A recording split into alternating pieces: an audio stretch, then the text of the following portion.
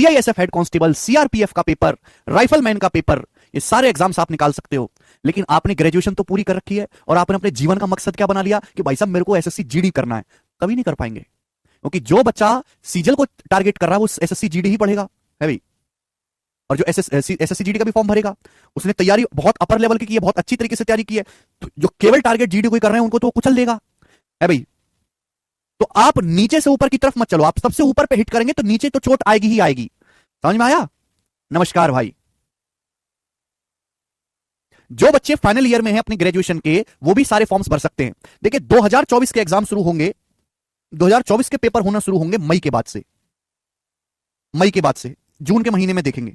जून के मंथ से 2024 के पेपर होना शुरू होंगे। सबसे पहले आपका सीपीओ का पेपर होगा, फिर एमटीएस, सिलेक्शन पोस्ट, सीएचएसएल, और सबसे बाद में जाके आपका अक्टूबर के महीने में सीजीएल का पेपर होगा। यानी कि आपके पास ठीक ठीक मोटा मोटी माने तो लगभग 6 महीने हैं। 6 महीने के बाद जो है 7 महीने कह सकते हैं, 7 महीने के बाद से आप जो है एग्जामों की झड़ी लग जाएगी। जैसे इस बार 3-4 महीने में सारे पेपर करा लिए, वैसे ही अगले साल भी होगा। ठीक है जी। कि सर क्या 7 मंथ इनफ है बिगिनर के लिए? बिल्कुल मेरे दोस्तों, 7 मंथ काफी हैं एक फ्रेशर बिगिनर बच्चे के लिए तैयारी करने के लिए, क्योंकि 7 मंथ बाद तो प्री का पेपर होगा, मेंस थोड़ा ना होना है। 7 मंथ बाद तो प्री होगा। प्री और मेंस के बीच में भी आपको 2 से 3 महीने का गैप मिलेंगे, ठीक है ना। अब तो सीएचएसएल में भी प्री होता है, समझ में आया? तो यानी कि आपके पास इनफ टाइम रहेगा, लेकिन आपको सीरियस हाथ से रहना है। आप एक भी दिन जो है अपने आप को ढीला नहीं छोड़ सकते। एक भी दिन की पढ़ाई का नुकसान नौकरी से कई कदम दूर हो जाना है। ठीक है दोस्त? हाँ। ये बैच किसी एक एग्जाम को टारगेट करके नहीं है। मेनली जो मेरा फोकस है वो है इस चीज को हिट करना कि बच्चों को एसएससी सीजीएल 2024 मेंस प्लस को लेके, मेंस तक को लेके टारगेट करना। मैं इस लेवल तक का पढ़ाना चाहता हूं। बिल्कुल जीरो से शुरू करूंगा और धीरे धीरे धीरे धीरे धीरे धीरे धीरे धीरे धीरे धीरे धीरे धीरे और आपको यहां तक लाके छोड़ेंगे। एक चीज मैं कहना चाहूंगा कि जितना मैं बैच में पढ़ाऊंगा, जितने मैं सवाल प्रैक्टिस करवाऊंगा, केवल आपको उतना ही पढ़ना है। उसके अलावा घर पे जाके अगर आपको प्रीवियस ईयर के सवाल करने का समय मिलता है तो कर लीजिए, और समय नहीं मिलता है तो छोड़ दीजिए, कोई जरूरत नहीं। प्रैक्टिस आपको साथ साथ करनी है। कोई बालक ये सोचता है कि सर पहले हम सिलेबस पूरा करेंगे जल्दी से हवा हवा में ऊपर से, उसके बाद हम तसल्ली से कमरा में बैठ के प्रैक्टिस करेंगे। ऐसा नहीं होने वाला। वीक में केवल 5 दिन ही क्लास होती है आपके पास, सैटरडे संडे होते हैं, शनिवार रविवार, और ये 2 दिन में केवल आपको प्रैक्टिस करनी है। 2 टाइम स्लॉट पर आपकी क्लास चलेंगे, 1.5 घंटे अर्थमेटिक, 1.5 घंटे एडवांस, 3 घंटे, और घर पे जाके 15-20 मिनट आपको रिवीजन के लिए लगेगा, वो कर लो। इसके अलावा कुछ करने की जरूरत ही नहीं है। जितने भी टाइप एग्जाम में आते हैं, जितने आ सकते हैं, वो सारे मैं खुद ही कराऊंगा ना, मैं बच्चे के ऊपर नहीं छोड़ूंगा कुछ भी। मैं ये नहीं कहूंगा कि जैसे हम नंबर सिस्टम शुरू कर रहे हैं, मैंने आपको नंबर सिस्टम में क्लास में 100 सवाल करवा दिए है भाई, और मैंने जो है क्लास ली 8 क्लास ली, और मैंने 8 क्लास में सारी चीज खत्म करवा दी, ठीक है, और मैंने आपको 500 सवाल की शीट पकड़ा दी, ये लो 500 सवाल की शीट है भाई, और इसको अपना आप कर लेना। मैं वैसे काम नहीं करूंगा। मैं तो क्लास पे खड़े होके ही एक एक सवाल को, एक एक टाइप को, एक एक प्रीवियस ईयर को, एक एक कंसेप्ट को क्लियर करूंगा। मैं आपको घर से पढ़ने के लिए कुछ छोड़ूंगा ही नहीं। मैं आपका रिसर्च वर्क छोड़ूंगा ही नहीं। मैं क्यों चाहूंगा कि आप रिसर्च करो? रिसर्च करना, सवाल कलेक्ट करना, उनको सॉल्व करवाना, बढ़िया सिखाना, वो मेरा काम है। आपका केवल एक ही काम है, मेरे पढ़ाए गए को पढ़ना और उसका अच्छे से रिवीजन करना। डेली 1.5 घंटे की क्लास है, उसके बाद 10 मिनट जाकर रिवीजन करिए। सैटरडे संडे ऑफ होता है, उसमें और रिवीजन करिए, और प्रैक्टिस, प्रीवियस ईयर की प्रैक्टिस का समय मिल रहा है, थोड़ा बहुत तो करते रहिए। वरना मैं तो ये सीधा कहता हूं कि आप केवल बैच की क्लास करो और सीधा मॉक टेस्ट दो। बस सीधा मॉक टेस्ट में आप उतरिए। हमारे बहुत सारे बच्चों ने ऐसे ही किया है ऑलरेडी। 1-2 नहीं, सैकड़ों हजारों बच्चे हमारे सिलेक्ट हुए। सीजीएल 2024 में भी बहुत सारे सिलेक्ट हुए। सिलेक्ट क्या हुए, वो ऑलरेडी टॉपर भी बने हैं, रैंक 1-2, बहुत अच्छी अच्छी रैंक उनकी आई। उन्होंने केवल क्या किया, उन्होंने केवल बैच की क्लासेस करी, शीट सॉल्व करी, उसके बाद खूब सारे मॉक टेस्ट लगाए। बस मैं आपसे भी यही उम्मीद करता हूं, लेकिन आप ईमानदारी से पढ़ें, हर एक चीज का प्रॉपर नोट्स बनाएं। कंसेप्ट का, सवालों का नोट्स नहीं बनाना। जो सवाल आपको मुश्किल लगे केवल उसी का नोट्स बनाना है। जो मैं कंसेप्ट और थ्योरी बताता हूं उस थ्योरी का आप नोट्स बनाओ, और जो इजी सवाल है उसको स्किप कर दो, और सवाल जो मुश्किल आपको सवाल लगता है केवल उसी का आप नोट्स बनाएं। सवाल उतारने की जरूरत नहीं, वो कि शीट में ऑलरेडी सवाल लिखा हुआ है, हिंदी में भी इंग्लिश में भी, तो केवल उसके सॉल्यूशन का नोट्स बनाएं और उसको कई कई बार रिवाइज करें। जितना पढ़ना जरूरी है आगे का, उससे कहीं ज्यादा जो है पीछे का रिवीजन करना भी जरूरी है। मॉक कहां से करें? मॉक आप स्टार्टिंग में प्रीवियस ईयर के क्वेश्चंस का मॉक दे, अभी नहीं, मॉक तब देना जब आपका सिलेबस लगभग 50% से ज्यादा हो जाए। अभी सीडीएस का नोटिफिकेशन भी आ चुका है, तो सीडीएस की तैयारी भी आपकी इसी बैच से होगी। हमारे बहुत सारे, क्योंकि सीडीएस में वैकेंसी कम होती है, इतना ज्यादा पता लग नहीं पाता, लेकिन हमारे बहुत सारे स्टूडेंट्स ने इसी बैच से पढ़ के सीजल भी निकाला है और साइड बाय साइड सीडीएस भी निकाला है। ठीक है, कुछ भी छोड़ूंगा नहीं, हिंदी और इंग्लिश दोनों भाषाओं पढ़ाऊंगा मैं। मतलब ये गारंटी दे रहा हूं भाई आपको कि जितना मैं पढ़ा रहा हूं केवल उतना ही पढ़ना है, और कुछ करना ही नहीं। मैं आपको ना घर पे लगाने कोई शीट दूंगा, ना मैं आपसे कभी प्रीवियस लगाने को कहूंगा, और स्कोर आपका 99% आएगा। और मुझे इस बात से कोई मतलब नहीं कि एग्जाम पेपर आसान बना रहा है, मुश्किल बना रहा है, मीडियम बना रहा है, टफ बना रहा है ना।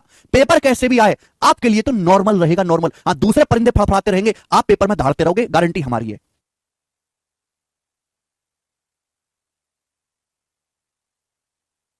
ठीक है जी, चलेगा। तो सबसे पहले दोस्तों हम शुरू करेंगे नंबर सिस्टम। नंबर सिस्टम जो है उसमें 4 चैप्टर हैं छोटे छोटे। पहले मैं आपको समझाऊंगा कि मैं क्या पढ़ाने वाला हूं, उसके बाद जो है हम पढ़ाना शुरू करेंगे। नंबर सिस्टम हिंदी में संख्या पद्धति, फिर शर्ट्स एंड इंडिसेस घातांक एवं करणी, फिर सिंप्लीफिकेशन यानी कि सरलीकरण, फिर एलसीएम एंड एचसीएफ महत्तम समापरिवर्तक और लघुत्तम समापरिवर्ती है। ठीक है मेरे प्यारे भाई, ये जो चारों टॉपिक है ये पूरे सिलेबस का, पूरे मैथ्स के सिलेबस का 15 से 20% बनाते हैं। मतलब अगर आप प्री के पेपर देंगे, आजकल जितने प्री के पेपर होते हैं उनमें ज्यादातर 25 क्वेश्चन आते हैं, 25 क्वेश्चन। तो 25 क्वेश्चन में से 2 से 4 सवाल मेरे दोस्तों इन्हीं चारों चैप्टर से रहेंगे, मिनिमम 2 से 4 सवाल तक। समझ में आई बात? आप बोलोगे हाँ जी बिल्कुल सही, ठीक है। 30 क्वेश्चन आते हैं मेंस के पेपर में ज्यादातर, तो 30 क्वेश्चन में से मेरे प्यारे भाई 2 से 4 सवाल ही आपके नंबर सिस्टम के इन चारों चंक से रहेंगे, ठीक है जी। आप सीपीओ का पेपर देते तो सीपीओ के पेपर में 50 सवाल आते हैं, 50 में 4 से 7 क्वेश्चन तक आपके इन्हीं चारों से रहेंगे, number system, short and simplification, LCM, HCF. आप सीडीएस का पेपर देते हैं, 100 क्वेश्चन आते हैं, 100 क्वेश्चन में से 12 से 15 सवाल केवल इन्हीं से रहेंगे मेरे दोस्तों, जब आप सीडीएस का पेपर देते हैं, डिफेंस का पेपर। और जो बच्चे सी सेट की तैयारी कर रहे हैं, बहुत सारे बच्चे पूछते हैं कि सर क्या यूपीएससी सी सेट हो जाएगा? सी सेट के पेपर में भी सबसे ज्यादा नंबर सिस्टम ही पूछा जाता है। जितने भी हाई लेवल के एग्जाम होते हैं ना, एमबीए वाले पेपर हो गए, सी सेट वाले पेपर हो गए, उनमें भी हाँ, उनमें सबसे ज्यादा नंबर सिस्टम ही पूछा जाता है। इसलिए नंबर सिस्टम को पढ़ना बहुत जरूरी है, ठीक है जी। नंबर सिस्टम में आपको बहुत सारी कैलकुलेशन की ट्रिक्स भी मिलेंगी, कैलकुलेशन कैसे इंप्रूव करनी है, और आप नंबर्स के साथ खेलना सीखोगे। ये नंबर सिस्टम एक ऐसा चंक है जिसमें आप कैलकुलेशन के साथ साथ खेलना सीखोगे और नए नए कंसेप्ट, गणित के डॉट्स को कनेक्ट करना आप सीखोगे। समझ में आया भाई साहब? सर मैं मैथ्स में कमजोर हूं। सबसे पहले तो आप ये सेंटेंस लिखना बंद कर दीजिए, सर मैथ्स में कमजोर हूं। आपको ये लिखना चाहिए कि सर हमने आज तक अपने जीवन में मैथ्स ज्यादा पढ़ा ही नहीं है, कोई मैथ्स में कमजोर नहीं है।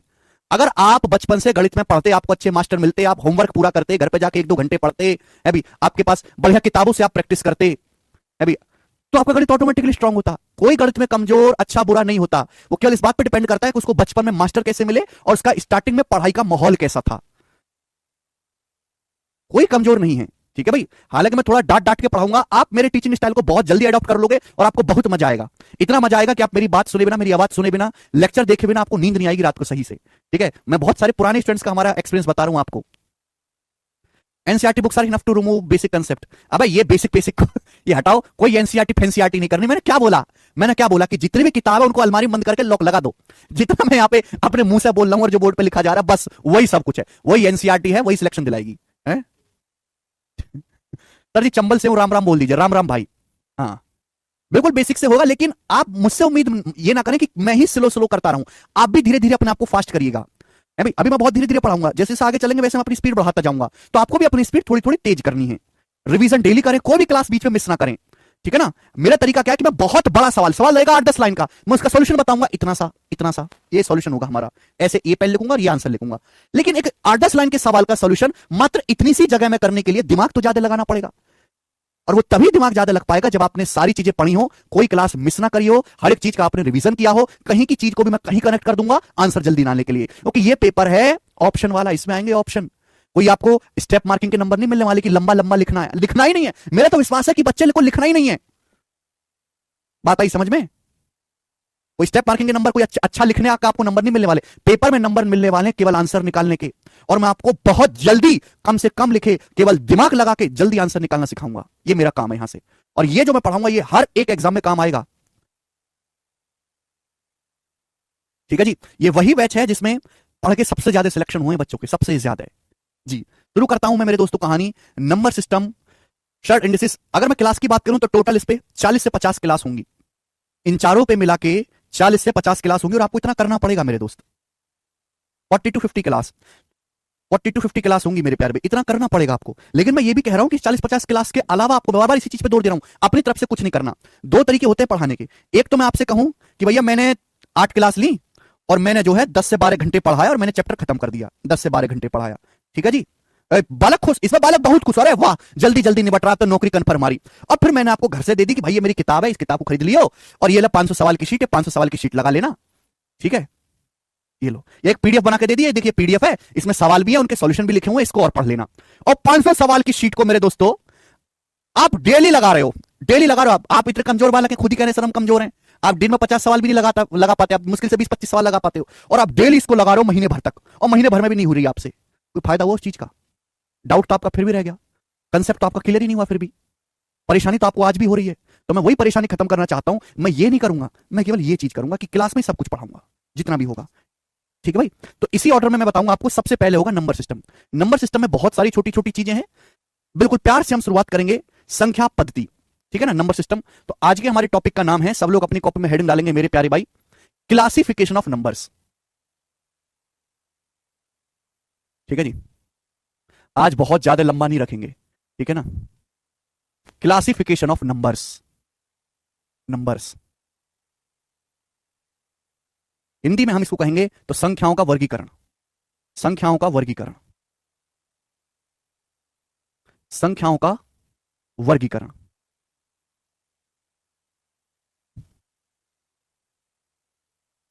क्लासिफिकेशन ऑफ नंबर्स, संख्याओं का वर्गीकरण। समझ में आई आपको मेरी बात? ठीक है भाई, ध्यान से समझने की कोशिश करेगा। सबसे पहले ये जानो कि नंबर्स क्या होते हैं। देखो, जब इंसान पैदा हुआ है ना, जीएस आपको बताता हूं, जब इंसान पैदा हुआ तो इंसान को सुविधा के लिए बहुत सारी चीज दिखाई दी, पेड़ भी, पौधे, पशु पक्षी, पहाड़, वन सब दिखाई दिए, दूसरे इंसान भी दिखाई दिए। तो उसको डाटा रखने के लिए, है ना, उनको गिनने के लिए किसी चीज की आवश्यकता थी, एक ऐसी चीज की आवश्यकता थी जो ये देख के बता सके कि भाई ये कितने आदमी हैं, कितने पहाड़ हैं, कितने पेड़ हैं, कितने जंगल हैं, कितने समुद्र हैं। तो उसके लिए एक टेक्निक उसने इजाद करी, खुद ही इंसान ने, उसी को हम बोलते हैं संख्या या गिनती। अब नंबर्स को दो तरीकों से, दो भागों में बांटा गया है, रियल नंबर और इमेजिनरी नंबर्स, वास्तविक संख्या और काल्पनिक संख्या। रियल नंबर्स और इमेजिनरी नंबर्स, वास्तविक संख्या और काल्पनिक संख्या। नाम से क्लियर है, वास्तविक संख्या जिनका वास्तव में कोई वजूद है, जो वास्तव में एग्जिस्ट करती हैं, जिनको लिखा, पढ़ा, डिनोट सब कुछ किया जा सकता है। काल्पनिक संख्याओं का मतलब वो संख्याएं जो वास्तव में इनका कोई वजूद नहीं, ये सिर्फ हमारी कल्पनाओं में है, ऐसा होता ही नहीं है, एग्जिस्ट ही नहीं करती, विद्यमान ही नहीं है। तो रियल नंबर्स, रियल नंबर्स को अगर मैं और टेक्निकल में कहूं तो मैं कहूंगा कि वो संख्याएं, वो सभी संख्याएं जिनको नंबर लाइन पर डिनोट किया जा सकता है, वो सभी संख्याएं, वो सभी संख्याएं जिनको जिनको नंबर लाइन पर लिखा जा सकता है, नंबर लाइन पर। अभी मैं ये भी समझाऊंगा कि नंबर लाइन होती क्या है। वो सभी संख्याएं जिनको नंबर लाइन पर लिखा जा सकता है, वो रियल नंबर्स या वास्तविक संख्याएं होती हैं।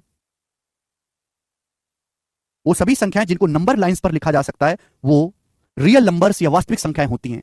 अब इमेजिनरी नंबर्स या काल्पनिक संख्या क्या होती हैं? काल्पनिक संख्याएं वो संख्याएं होंगी जिनको नंबर लाइन पर नहीं लिखा जा सकता, जिनको नंबर लाइन पर डिनोट नहीं किया जा सकता, जो नंबर लाइन पर आती ही नहीं है। समझ में आया? आप बोलोगे हां जी सर बिल्कुल सही। ठीक है, अभी मैं ये भी समझाऊंगा कि नंबर लाइन होती क्या है। प्यार से मेरी बात को सुनिएगा।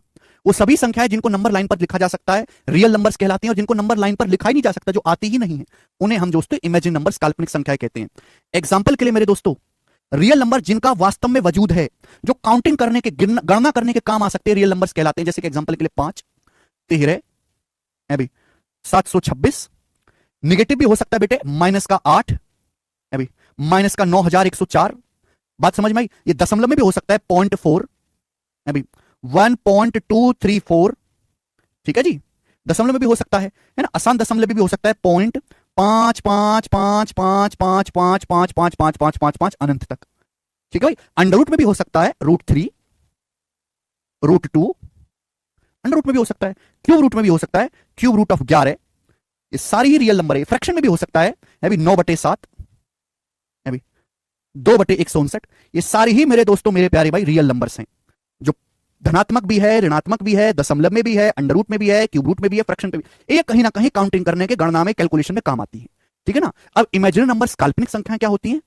काल्पनिक संख्याएं मेरे प्यारे भी, मैं एग्जांपल के लिए आपसे कहूं मेरे दोस्तों, अंडर रूट ऑफ -7 बताओ। एग्जांपल के लिए मैं आपसे कहूं अंडर रूट ऑफ -7, बताइए जल्दी से। Under root of -7, under root का क्या मतलब है? जब हम आपसे कहते हैं under root of 16, under root of 16, तो इसका मतलब है वर्गमूल 16। इसका मतलब यह है कि एक ऐसी संख्या बताओ जिसकी 2 बार गुणा करने पर 16 आ जाए। एक ऐसी संख्या बताओ जिसकी 2 बार गुणा करने पर 16 आए। यही तो होता है वर्गमूल का मतलब। ऐसी संख्या बेटा 4 है, 4 की 2 बार गुणा करूंगा तो 16 आएगा, तो 16 का अंडर रूट 4 होता है। तो इसी तरीके से अंडर रूट ऑफ -7 का मतलब है एक ऐसी संख्या का पता लगाओ जिसकी 2 बार गुणा करने पर -7 आए। इसी तरीके से मैंने अंडर रूट ऑफ -7 लिखा, तो इसका मीनिंग यह है कि एक ऐसी संख्या बताओ जिसकी 2 बार गुणा करने पर -7 आए। क्या ऐसी कोई संख्या है दुनिया में? क्या भगवान ने ऐसा कुछ बनाया जिसकी 2 बार गुणा करने पर -7 आए? आ ही नहीं सकता। कि हम ये बात जानते हैं कि माइनस की भी अगर माइनस में गुणा हो जाए तो प्लस बन जाता है। ये बात आप जानते हैं? आप बोलोगे हाँ जी सर। यानी कि वास्तव में ऐसी कोई संख्या है ही नहीं जिसकी 2 बार गुणा करने पर -7 आ जाए। तो ये जो अंडर रूट ऑफ -7 है, क्या बन गया मेरे दोस्तों? यही बन गया इमेजिनरी नंबर, काल्पनिक नंबर। इसी को हम बोलते हैं काल्पनिक संख्या। ठीक है जी, क्लियर है? आप बोलोगे हाँ जी सर एकदम क्लियर है। अब के बाद समझ में आई क्या कहना चाह रहे हैं। इसका मतलब मेरे दोस्तों, मैं यहां से सुनेगा, -1 का अंडर रूट, -1 का अंडर रूट, -1 का अंडर रूट एग्जिस्ट ही नहीं करता। ऐसी कोई संख्या भगवान ने बनाई ही नहीं है, होती ही नहीं है जिसकी 2 बार गुणा करने पर -1 आता हो। लेकिन हमारी कल्पनाओं में है। जैसे आप सभी की कल्पनाओं में क्या है? कौन सी हीरोइन चल रही है आपकी कल्पनाओं में आजकल? ठीक है भाई, ऐसे ही भगवान, इंसान ने कल्पना करी, अरे होता होगा कुछ ब्रह्मांड के पार जिसकी 2 बार गुणा करने पर -1 आता हो। उसी को इंसान ने नाम दे दिया आयोटा। आयोटा एक इमेजिनरी नंबर है, आयोटा, IOTA, -1 का अंडर रूट आयोटा। क्लियर है? आप बोलोगे हाँ जी सर बिल्कुल सही। आई से इसको डिनोट करते हैं, आई से इसको डिनोट करते हैं। अगर मैं दोनों तरफ से स्क्वायर करूं तो आप मुझे बताओ, आयोटा का जो स्क्वायर होगा, आयोटा का जो स्क्वायर होगा वो क्या आएगा मेरे प्यारे भाई? -1 के अंडर रूट का स्क्वायर।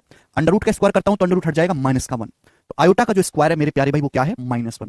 तो आयोटा एक इमेजिनरी नंबर, एक काल्पनिक संख्या है मेरे प्यारे भाई, जो -1 का अंडर रूट। ठीक है जी, समझ में आया?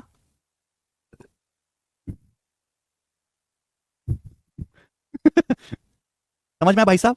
आप बोलोगे हाँ जी सर समझ में आया, कोई परेशानी नहीं। तो स्टूडेंट, अगर हम आपसे कहें कि अंडर रूट ऑफ -25, बताओ -25 का अंडर रूट क्या होगा? -25 का अंडर रूट क्या होगा? आप हमें ये बताएं, -25 का अंडर रूट क्या होगा? जल्दी से बताएं। वास्तविक संख्या तो है नहीं, कि ऐसी कोई रियल नंबर है ही नहीं जिसकी 2 बार गुणा करने पर -25 आए। ऐसा कोई रियल नंबर है ही नहीं दुनिया में। लेकिन मेरे दोस्तों, -25 का मतलब है 25 गुणा -1। -25 का मतलब 25 गुणा -1। आप बोलोगे हाँ जी सर बिल्कुल सही मतलब है। ठीक है जी, तो 25 का अंडर रूट क्या आ जाएगा? बताइए जी, 25 का अंडर रूट क्या आ जाएगा? 5। और ये -1 का अंडर रूट क्या आ जाएगा? आयोटा। ये आ जाएगा जी 5 आयोटा, 5 आयोटा। ठीक, यहां तक किसी बच्चे को कोई समस्या?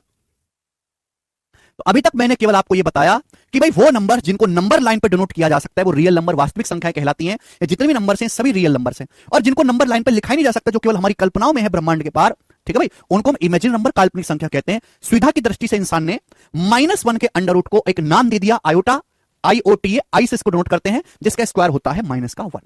ठीक है जी, चलिए ना अब हम समझते हैं नंबर्स, नंबर लाइन। ध्यान से सुनिएगा, अब हम समझते हैं नंबर लाइन। मजा तो बहुत आया होगा तुम लोगों को पढ़ के, हैं? नंबर लाइन जी। मैं आपसे एक सवाल पूछता हूं जी, -1 का अंडर रूट 1 आयोटा, बिल्कुल सही बात कह रहे हैं नकुल जी आप। गोपेश जी कह रहे हैं पाई कौन सा नंबर है? उस पर भी आऊंगा। अभी पाई ये जाने कि पाई भी एक रियल नंबर है, पाई एक वास्तविक संख्या है। ठीक है जी, नंबर लाइन। मेरा सवाल आपसे ये है कि नंबर शुरू कहां से होते हैं? नंबर्स शुरू कहां से होते हैं, मेरा सवाल ये है। और ये जो नंबर्स हैं, ये जो गिनतियां 1 2 3 4 5 6 7 8 9 10 11 12 13 14 15 16 17 18 100 200 500 600 1000 लाख करोड़ अरब सौरभ नील सिंह असंख्य, ये कहां पे जाके खत्म होते हैं? बताओ, संख्याएं शुरू कहां से होती हैं और संख्याएं खत्म जाके कहां पे होती हैं?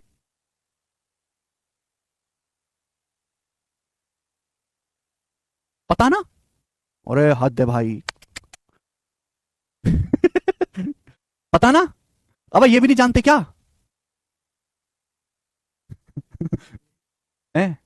संदीप माहेश्वरी वीर बिंद्रा की लड़ाई को तो बड़ा पता है तुम्हें, क्या उसने क्या बोला, उसने क्या बोला है? संदीप जी की वीडियो आ चुकी है, बिंद्रा जी बना रहे होंगे बैठ के।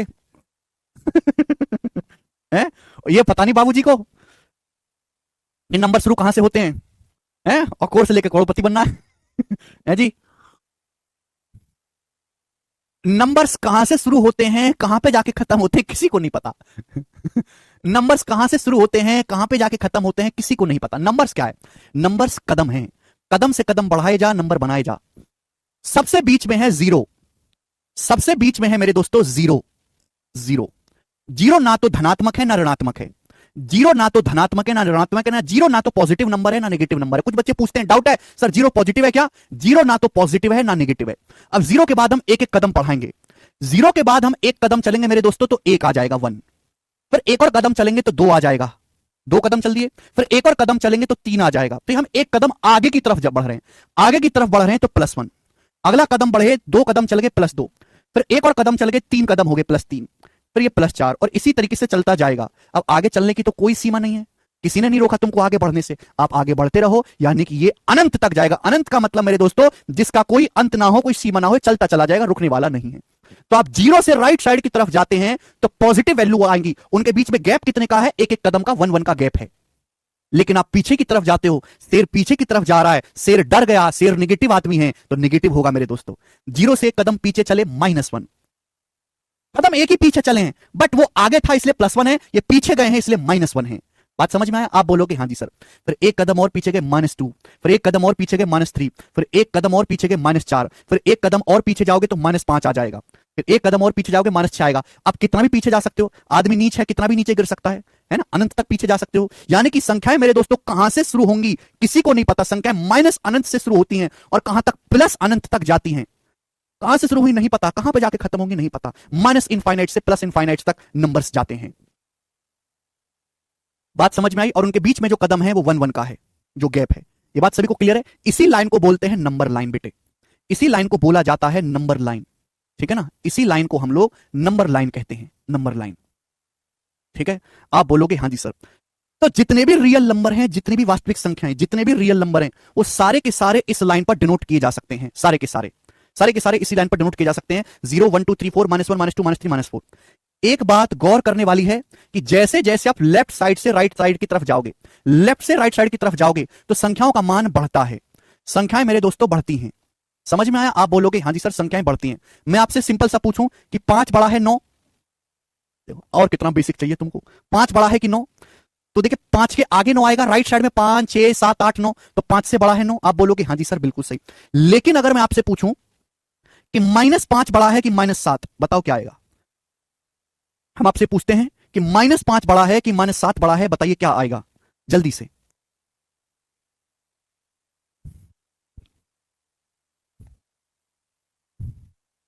हम आपसे पूछे -5 बड़ा है कि -7 बड़ा। मैंने अभी अभी बताया कि जैसे जैसे लेफ्ट साइड से हम राइट साइड की तरफ जाते हैं, संख्याएं की वैल्यू बढ़ती है। -5 बड़ा है कि -9? बात सुनिएगा भैया। -4 से पहले आएगा -5, और उससे पहले आएगा -6, और उससे पहले आएगा -7।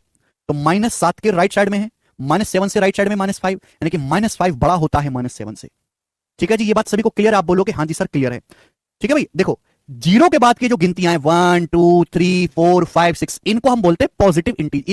ये जो आपके सामने लिखा हुआ है एक एक गैप पे, इन्हें हम बोलते हैं इंटीजर्स यानी कि पूर्णांक। इनको हम क्या बोलते हैं स्टूडेंट? इनको हम इंटीजर्स यानी कि पूर्णांक कहते हैं, हिंदी में पूर्णांक। नाम में क्लियर है, पूर्ण अंक। पूर्ण अंक का मतलब ना तो इनमें कहीं डेसिमल का इस्तेमाल हुआ है, ना ही इनके बीच में कहीं रूट का इस्तेमाल हुआ है। रूट है ना, 0 1 2 3 4 5 -1 -2 -3 -4, ये जितना आपके सामने लिखे हुए हैं गिनतियां, इनको हम बोलते हैं पूर्णांक। जीरो के आगे जो नंबर हैं, इनको हम बोलते हैं पॉजिटिव इंटीजर्स, धनात्मक पूर्णांक। पॉजिटिव इंटीजर्स, धनात्मक पूर्णांक। जीरो से पहले जो लिखे हुए हैं -1 -2 -3 -4, इनको हम बोलते हैं नेगेटिव इंटीजर्स, ऋणात्मक पूर्णांक। इनको हम क्या बोलते हैं? नेगेटिव इंटीजर्स, ऋणात्मक पूर्णांक। बात क्लियर है? आप बोलोगे हाँ जी सर, बात एकदम क्लियर है। ठीक है जी, चलेगा। तो यानी कि पूर्णांक जो है वो सारे के सारे कहां हैं? इसी लाइन पे आगे। जितनी भी गिनतियां पॉजिटिव इंटीजर्स हो चाहे नेगेटिव इंटीजर्स हो, वो सब नंबर लाइन पे हैं। एक सेकेंड। ओके, सभी को समझ में आया? जीरो के बाद के जो है 1 2 3 4, ये है पॉजिटिव इंटीजर, धनात्मक पूर्णांक। जीरो से पहले -1 -2 -3 -4, ये है नेगेटिव इंटीजर्स, ऋणात्मक पूर्णांक। हाँ, जीरो रियल नंबर है, वास्तविक संख्या। हमने क्या बोला कि जितने भी नंबर, जितना मैं देखो जो मैं लैंग्वेज बोल रहा हूं ना, वो लैंग्वेज बहुत क्रिशुअल है, उसको बहुत ताकत लगा के समझना है। बच्चे का डाउट है सर क्या जीरो रियल नंबर है? मैंने क्या बोला? वो सभी नंबर्स जिनको नंबर लाइन पे लिखा जा सकता है, रियल नंबर्स कहलाते हैं। यह है आपके सामने नंबर लाइन। जीरो इसी नंबर लाइन पे आ रहा है? हाँ जी, आ रहा है। जब जीरो नंबर लाइन पे आ रहा है तो जीरो एक रियल नंबर है, जीरो एक वास्तविक संख्या है। बात खत्म, कोई डाउट नहीं। दूसरी बात, जीरो ना तो पॉजिटिव है ना नेगेटिव है, जीरो न्यूट्रल है। जीरो न्यूट्रल है। आप बोलोगे जी बिल्कुल सही, कोई परेशानी नहीं। अब बच्चे बात आएगी सर यहाँ पे फ्रैक्शन कैसे आएंगी? सर यहाँ पे फ्रैक्शन कैसे आएंगी? फ्रैक्शन कहां पे होंगी? अभी सर आप क्या तो कह रहे हो कि सारे रियल नंबर इसी लाइन पे होंगे, मुझको तो ना दिख रहे सर, फ्रैक्शन कहां है? बताओ सर, यहाँ पर 1/3 कहां पे आएगा? 1/3 ये बताओ सर, 1/3 कहां पे आएगा? ये बताओ। आप मुझसे लड़ाई करोगे? 1/3 जितनी भी फ्रैक्शन है दुनिया में, वो सारी की सारी इसी लाइन पर होंगी। 1/3 कैसे? 1/3 का क्या मतलब है? यानी कि 1 के 3 हिस्से करने हैं। बटे बटे का मतलब होता है टुकड़े करना। ऊपर लिखा 1, 1 के 3 हिस्से करो, 1 के 3 हिस्से करो। ये रहा 1, 0 से लेके 1 तक एक कदम दिखाई दिया। यह है हमारा एक कदम 0 से लेके 1 तक। इसके 3 बराबर हिस्से करो, 3 बराबर हिस्से। 3 बराबर हिस्से करने, टणैक टणैक और ये टणैक। 3 बराबर हिस्से हो गए, 3 बराबर हिस्से हो गए मेरे दोस्तों। तो ये जो आएगा मेरे प्यारे भाई, यही होगा आपका 1/3, 1/3, 1/3। ये जो पॉइंट होगा यहां आपका 1/3 आएगा। बोलो बात समझ में आ गई? किसी बच्चे को कोई समस्या? एक बच्चा कहता है कि सर 2/5 कहां है, हमें तो दिख नहीं रहा। है 2/5 का इस नंबर लाइन पे दिखाओ जरा, आप कुछ भी बोल रहे हो। तो 2/5 बटा, जब बटा बोलता हूं, बटे का मतलब समझते हैं टुकड़ा करना। ऊपर क्या लिखा हुआ है 2, ऊपर लिखा हुआ है 2, बटे है 5, तो 2 के 5 बराबर टुकड़े कर दो। क्या करना है, 2 के 5 बराबर टुकड़े कर दो। नाउ लिसन, ये 2 है भैया, ये लेंथ यहां से यहां तक की 2 कदम है, 0 से लेकर 2 तक की 2 कदम है, ये 2 है मेरे प्यारे भाई, दिस इज 2। आप बोलोगे हाँ जी सर यही तो 2 है। अब इसके 5 बराबर टुकड़े कर दीजिए 5, तो ये हो जाएगा 1, ये 2, ये 3, ये 4 और ये 5, ये आएगा। आप बोलोगे हाँ जी सर बिल्कुल सही, 5 बराबर कदम टुकड़े कर दिए हमने, 1 2 3 4 5। सभी को साफ साफ दिखाई दे रहा है? बोलो, यहां तक किसी को कोई परेशानी? अच्छा सॉरी, ये वाला नहीं है ये, सॉरी सॉरी, ये नहीं, 2/5 देखना है ना आपको, तो 5/2 नहीं दिखना है, 2/5 है ये, ठीक है। 2/5 बटे 5 आ रहा है, बटे 5 है मेरे दोस्तों, सॉरी यहां पर बटे 5 है। 2/5 का मतलब 2 गुणा 1/5, 2 गुणा 1/5, 1/5 है मेरे दोस्तों, 1/5। अल्टीमेट पर्पस क्या, 1/5। तो आपको एक के ही 5 टुकड़े करने हैं। ये हो गया जी, है 1 कदम, 0 से लेके 1 तक। इसके 5 टुकड़े करिए मेरे प्यारे भाई, 5 इक्वल 1 2 3 4 और ये 5, ये हो गया। देखिए 5 गैप है बराबर, 1 2 3 4 5, सभी को साफ साफ दिखाई दे रहा है? आपको कहां पे जाना है मेरे प्यारे भाई, आपको जाना है मेरे दोस्तों सेकंड पे, 1/5 का दुगना। तो ये पहला और ये दुगना, ये जो आएगा मेरे दोस्तों ये 2/5 होगा, ये 2/5 होगा। समझ में आया? आप बोलोगे हाँ जी सर बिल्कुल सही बात, एकदम क्लियर है, 2/5। अब जो मर्जी आए वो निकाल लीजिए, अब जो मर्जी आए मेरे दोस्तों वो निकाल लीजिए, कोई परेशानी नहीं है, ध्यान सुनिएगा। अब मैं आपसे कहूं कि जरा मुझे ये बताओ, कितना ले रहे हैं, 7/3। मुझे बताओ कि 7/3 कहां पे होगा, 7/3 बताएं। 7/3 लिखें या 7/5? 7/5 बताओ कहां पे होगा, 7/5 फ्रैक्शन, 7/5। आगे बना देते हैं, ये नंबर लाइन है मेरे दोस्तों, नंबर लाइन है 0, 0 के बाद 1 2 3 4 5 6 और ये चला गया मेरे दोस्तों 7। मुझे ये बताना है कि एक से बड़ा फ्रैक्शन ले लिया मैंने आपके, इस बार एक से बड़ा फ्रैक्शन ले लिया, 7/3। बताइए जी 7/3 कहां पे आएगा, 7/3 कहां पर होगा बताएं।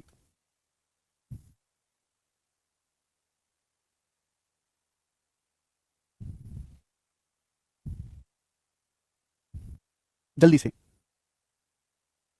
साफ साफ दिखाई दे रहा है कि ये यहां से यहां तक की जो लेंथ है 7 है, 7 कदम, और मुझे ये 3 टुकड़े करने हैं /3। तो इसके 3 बराबर टुकड़े कर दीजिए मेरे प्यारे भाई, एक यहां पे हो जाएगा, अभी एक ये हो जाएगा मेरे दोस्तों, और एक लगभग आपका जो है यहां पे हो जाएगा, और एक ये, 3 बराबर टुकड़े हो गए। अभी एक, ये सेकंड और ये थर्ड, समझ में आया? तो ये जो टुकड़ा होगा, ये यहां पर जो लेंथ होगी 7/3 होगी। ठीक है मेरे प्यारे भाई, ये एक से बड़ा फ्रैक्शन है। ऊपर क्या है मेरे दोस्तों, नंबर 7, 7 के कितने टुकड़े करने हैं, 7/3। तो 1 से लेकर 7 तक की लेंथ है मेरे प्यारे भाई, 3 बराबर टुकड़े कर दीजिए, 1 2 3। तो यहां पे जो आएगा मेरे प्यारे भाई, पहला वाला 7/3 होगा, 2 से बड़ा होगा और 3 से छोटा होगा।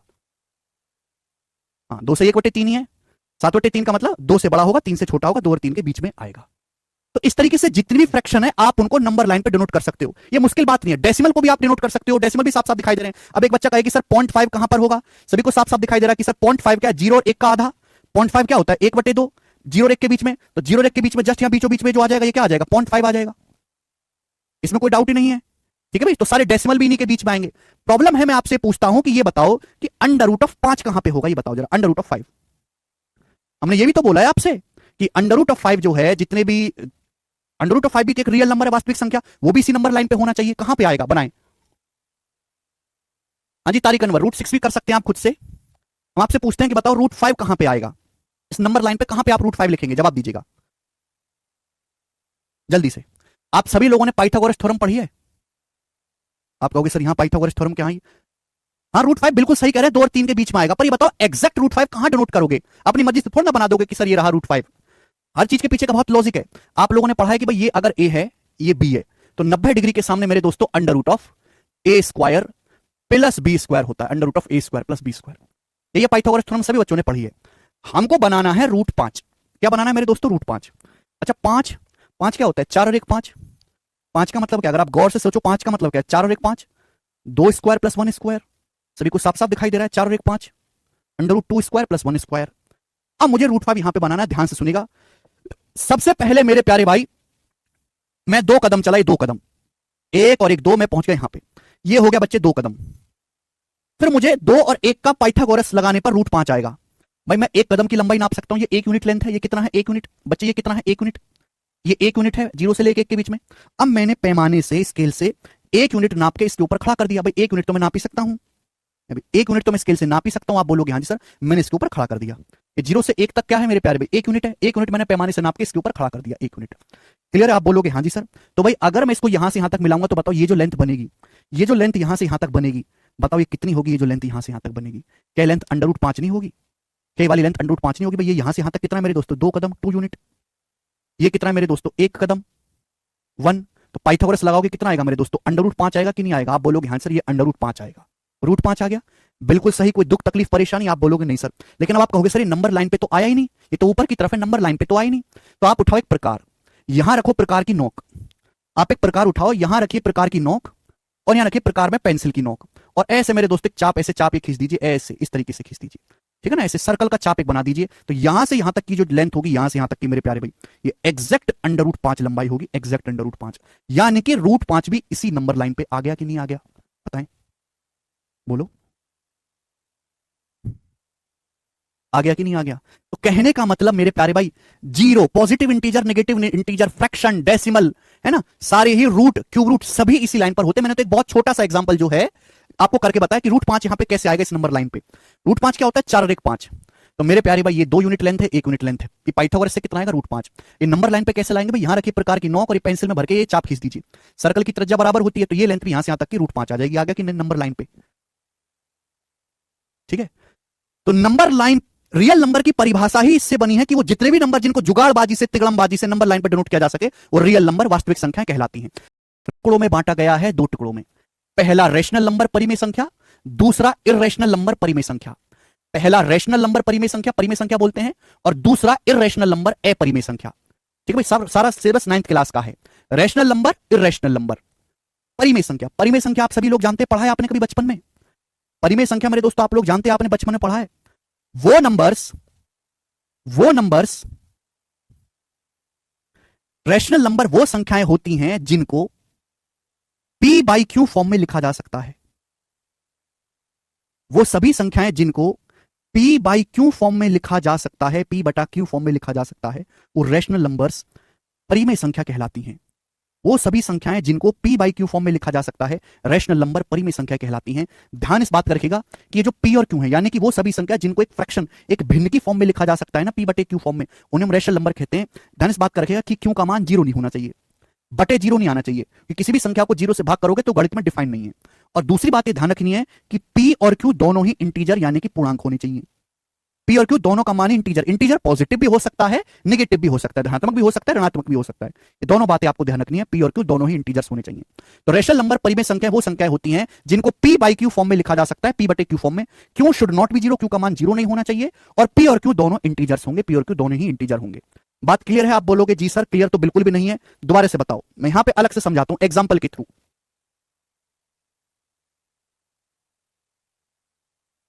एग्जांपल के लिए रेशनल नंबर, एग्जांपल के लिए भाई जितने भी नंबर है, जितनी भी गिनती है, मैंने आपके सामने लिख दिया 7। 7 एक रेशनल नंबर है। कैसे? 7 को आप लिख सकते हो 7/1, लिख सकते हो कि नहीं? मैंने आपके सामने लिख दिया 43। 43 एक रेशनल नंबर है, परिमेय संख्या। 43 को लिख नहीं सकते 43/1। देखो रेशनल नंबर का क्या मतलब है? p/q form, p/q form. जिस भी संख्या को p/q रूप में लिखा जा सकता है वो सभी रेशनल नंबर होते हैं, बस p और q इंटीजर पूर्णांक होने चाहिए। देखो ये है कि नहीं, वो अंश भी इंटीजर है, हर भी इंटीजर है। हमने आपके सामने लिख दिया मेरे दोस्तों 1044। क्या रेशनल नंबर है? क्या 1044 परिमेय संख्या है? हाँ जी है। कि 1044 को लिख सकते हो 1044/1, बिल्कुल लिख सकते हो। हमने आपके सामने लिख दिया -237, -237। क्या -237 एक रेशनल नंबर, एक परिमेय संख्या है? हाँ जी है। -237 को लिखा जा सकता है -237/1। अंश भी इंटीजर है, चाहे पॉजिटिव नेगेटिव कुछ भी हो, फर्क नहीं पड़ता। ये भी इंटीजर है, नीचे भी इंटीजर है मेरे दोस्तों, ये 0 नहीं है नीचे। हमने आपके सामने लिख दिया मेरे दोस्तों -94827। क्या ये एक रेशनल नंबर है? क्या एक परिमेय संख्या है? हाँ जी बिल्कुल है, एक रेशनल नंबर है। -94827 को क्या लिखा जा सकता है? लिखा जा सकता है /1। देखो ऊपर भी p/q फॉर्म, ऊपर भी इंटीजर होना चाहिए, नीचे भी इंटीजर होना चाहिए, बात खत्म। ठीक है दोस्त, आप बोलोगे हाँ जी सर बिल्कुल सही, कोई प्रॉब्लम नहीं, कोई समस्या नहीं। आगे मैं आपसे कहता हूं मेरे दोस्तों 1.6, क्या ये रेशनल नंबर है? क्या परिमेय संख्या है 1.6? क्या 1.6 रेशनल? अच्छा 1.6 ना समझा के पहले समझाता हूं। 8/3 क्या रेशनल नंबर है? परिमेय संख्या 8/3। परिमेय संख्या की बस इतनी सी परिभाषा है कि ऊपर भी इंटीजर होना चाहिए, नीचे भी इंटीजर होना चाहिए। p बटा क्यू फॉर्म, ऊपर भी पूर्णांक आए, नीचे भी पूर्णांक आए। हाँ जी बिल्कुल है। 8 भी पूर्णांक है, 3 भी पूर्णांक है, बिल्कुल है रेशनल नंबर। मैं आपके सामने लिखता हूं 5/17। क्या ये रेशनल नंबर परिमेय संख्या? हाँ जी बिल्कुल है। ऊपर भी इंटीजर, नीचे भी इंटीजर। मैं आपके सामने लिखता हूं 3333 अपॉन 2221। क्या ये रेशनल नंबर परिमेय संख्या है? हाँ जी बिल्कुल है। देखिए ध्यान से देखो, ऊपर भी इंटीजर है, नीचे भी इंटीजर है। अब मैं आपके सामने लिखता हूं मेरे प्यारे भाई 1.6। क्या 1.6 एक रेशनल नंबर है? क्या 1.6 एक रेशनल नंबर है? जवाब दीजिएगा। बिल्कुल है। 1.6 को भी p बाई क्यू फॉर्म में लिखा जा सकता है। 1.6 का मतलब है दशमलव हटाएंगे तो नीचे क्या होता है? 10 से भाग। 1 दशमलव हटाएंगे 10 से भाग, 2 दशमलव हटाएंगे 100 से भाग, 3 दशमलव हटाएंगे 1000 से भाग। ये किससे कट गया? 2 से। 2 से 16 8 बार कट गया, 10 5 बार कट गया। तो 1.6 को 8/5 लिख सकते हैं मेरे प्यारे भाई। आप बोलोगे हाँ जी सर बिल्कुल सही। और 8/5 लिखते ही क्या बन गया? रेशनल नंबर बन गया। क्यों नहीं बेटा? 1.6 भी एक रेशनल नंबर है, परिमेय संख्या। 1.6 को क्या लिख सकते हो? 1.6 को 8/5 लिख सकते हो मेरे प्यारे भाई। सुनिएगा, दशमलव जो होते हैं, दशमलव दशमलव तो आप जानते हैं, मुझे बताने की जरूरत नहीं। दशमलव 3 टाइप के होते हैं। दशमलव 3 टाइप के होते हैं, है ना। मैं एक एक 1 बाय 1 आपको समझाऊंगा। सबसे पहला होता है टर्मिनेटिंग दशमलव, शांत दशमलव। डेसिमल 3 टाइप के होते हैं। टर्मिनेटिंग डेसिमल, शांत दशमलव। टर्मिनेटिंग डेसिमल, शांत दशमलव। शांत नाम में ही आ रहा है शांत। शांत का मतलब जो थुड़की से चले फिर खत्म हो गए, थोड़ी देर चले फिर खत्म हो गए मेरे प्यारे भाई, तन्नक सी दूर चले फिर खत्म हो गए। एग्जाम्पल के लिए 1.6, पॉइंट के बाद एक ही नंबर आया मेरे दोस्तों, खत्म हो गया 6। और 1.6 को क्या लिखा जा सकता है? 8/5। आप बोलोगे हाँ जी सर बिल्कुल सही लिखा जा सकता है। भाई आपके सामने है 2.73। देखो दशमलव के बाद 2 ही अंक तक चला फिर खत्म हो गया। दशमलव के बाद 2 ही डिजिट है, 7 और 3, फिर बंद हो गया, शांत हो गया। तो 2.73 को मेरे प्यारे भाई 2.73 को भी फ्रैक्शन में लिखा जा सकता है, 273/100। तो देखो ये भी रैशनल नंबर बन गया कि नहीं बन गया? ये भी रैशनल नंबर बन गया कि नहीं बन गया? परिमेय संख्या, अंश भी इंटीजर है, हर भी इंटीजर है, बन गया परिमेय संख्या। आप बोलोगे हाँ जी सर परिमेय संख्या बन गई, तो बहुत ही आसान सी बात थी, ठीक है ना। आपके सामने लिख दिया 0.72, 0.64, 0.64। थोड़ी की चले 2 कदम फिर शांत हो गए, 0.64। क्या ये रैशनल नंबर है? हाँ जी है। इसका मतलब हो गया 64/100। 4 से काटेंगे मेरे दोस्तों, 4 से कट जाएगा 16 बार और नीचे 100 कट जाएगा 25 बार। यानी कि ये बात मुझे ऑब्जर्व है कि दुनिया में जितने भी शांत दशमलव हैं, जितने भी टर्मिनेटिंग दशमलव हैं, है ना, टर्मिनेटिंग डेसिमल का मतलब जो थोड़ा सा चलते हैं, 2 दशमलव के बाद 2 अंक हैं, 3 अंक हैं, 4 अंक हैं, फिर खत्म हो जाते हैं, उन सभी को फ्रैक्शन फॉर्म में, सभी को p बटा क्यू फॉर्म में लिखा जा सकता है। तो सभी सारे के सारे क्या हैं? ये रैशनल नंबर हैं, परिमेय संख्या हैं। ये सभी रैशनल नंबर हैं, परिमेय संख्या हैं। तो बच्चे अगर मैं आपसे ये पूछने लगूं कि जरा मुझे बताओ 3.9172 क्या ये एक रैशनल नंबर है? क्या ये एक परिमेय संख्या है? 3.9172 क्या ये एक रैशनल नंबर, परिमेय संख्या है? तो सब बालक एक सांस में आवाज देंगे कि हाँ जी सर ये परिमेय संख्या है, कि शांत दशमलव है। जितने भी दशमलव शांत होते हैं वो सभी परिमेय संख्याएं होती हैं, क्योंकि इसको फ्रैक्शन में लिखा जा सकता है। 3.972 को फ्रैक्शन में कैसे लिखोगे? दशमलव के बाद 4 अंक हैं, अभी दशमलव हटाओ तो मेरे दोस्तों 4 जीरो से भाग हो जाएगा। देखो ये बन गया फ्रैक्शन अंश बटे हर फॉर्म। तो जितने भी दशमलव शांत है दुनिया में वो सारे के सारे रैशनल नंबर हैं, ठीक है ना। बोलो, आपके सामने आएगा 5.816। क्या ये रैशनल नंबर है? 5.816 क्या ये टर्मिनेटिंग डेसिमल है? हाँ जी है। क्या ये इरेशनल नंबर, परिमेय संख्या है? हाँ जी है। जितने भी दशमलव टर्मिनेटिंग होते हैं वो सारे के सारे रेशनल नंबर, परिमेय संख्याएं होती हैं, ठीक है भाई, बात खत्म। चलिए, तो आज की कहानी को तो मेरे दोस्तों मैं यहीं तक विश्राम देता हूं भाई, ठीक है ना। थोड़ा सस्पेंस में भी तो छोड़ना चाहिए। टर्मिनेटिंग डेसिमल तो समझा दिया मैंने, अब कोने में क्या लिखा हुआ? नॉन टर्मिनेटिंग रिपीटिंग डेसिमल, इसको मैं कल बताऊंगा, ठीक है ना। बहुत